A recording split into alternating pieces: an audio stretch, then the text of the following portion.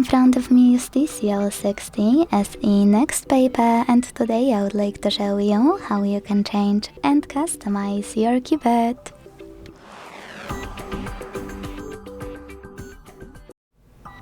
Begin by launching your keyboard and clicking on this icon of a color palette at the top of it.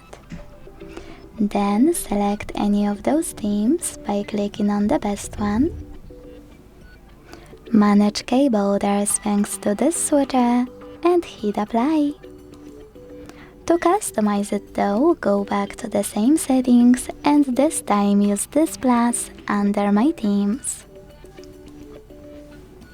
Now tap on a photo you wish to apply as your new keyboard's background.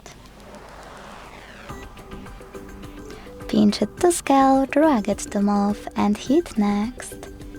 Adjust the brightness by swiping left or right. Hit done. Manage key borders and choose apply. Thanks so much for watching. If you enjoyed this video, leave a like, comment and subscribe. Bye!